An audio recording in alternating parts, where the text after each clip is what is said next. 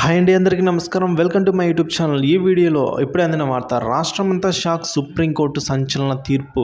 ఆ వివరాలు ఏంటో ఈ వీడియోలో తెలుసుకుందాం. వీడియో ఎక్కడికైనా స్కిప్ చేయకుండా ఎండ్ వరకు చూసినట్లయితే ఇన్ఫర్మేషన్ పూర్తిగా అర్థమవుతుంది. అలా వీడియో నచ్చినట్లయితే ఒక లైక్ చేయండి. ఇంకా సబ్స్క్రైబ్ చేసుకున్నట్లయితే మన ఛానల్ వెంటనే సబ్స్క్రైబ్ చేసుకోవడం ద్వారా నేను చేసే లేటెస్ట్ అప్డేట్ న్యూస్ ప్రతి ఒక్కటి కూడా మీ వరకు రీచ్ అవుతుంది. ఇక ఆలస్యం చేయకుండా మనం వివరాల్లోకి అయితే వెళ్ళిపోదాం.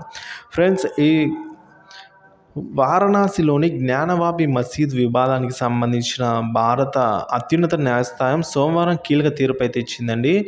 అనగా ఈరోజు జ్ఞానవాపి మసీదు దక్షిణ సెల్లార్లో పూజలు చేయడంపై స్టే ఇచ్చేందుకు సుప్రీంకోర్టు నిరాకరించింది. అయితే హిందువులు చేసే పూజలు మసీద్ దక్షిణ వైపు ఉన్న సెల్లార్లకే పరిమితం కావాలని అయితే ఆదేశాలు జారీ చేసింది. అదేవిధంగా జ్ఞానవాపి ప్రాంగణంలో ముస్లింలు నమాజ్ చేయడంపై యథాతథ స్థితిని కొనసాగించాలని అయితే సుప్రీంకోర్టు తెలిపింది.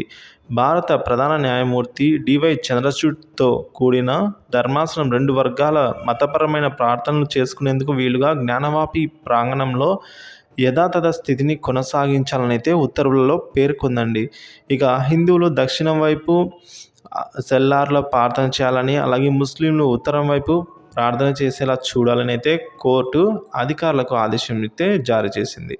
ఇక మసీదులోని దక్షిణ సెల్లార్లో హిందువులు పూజలకు అనుమతించడాన్ని వ్యతిరేకిస్తూ జ్ఞానవాపి మసీదు కమిటీ దాఖలు చేసిన పిటిషన్పై తదుపరి విచారణ జూలైకి వాయిదా వేసింది. సో మసీదు సెల్లార్లో హిందువులు పూజలు చేసుకోవచ్చని ఇదివరకు వారణాసి జిల్లా కోర్టు ఇచ్చిన తీర్పును అలహాబాద్ కోర్టు సైతం ధృవీకరించిన సంగతి తెలిసిందే. మసీదులో వ్యాస్ టెకానా వద్ద హిందువులు పూజ చేసుకోవడానికి అయితే వారణాసి కోర్టు అనుమతించడంతో అంజుమన్ కమిటీ అలహాబాద్ హైకోర్టు సవాల్ చేసింది.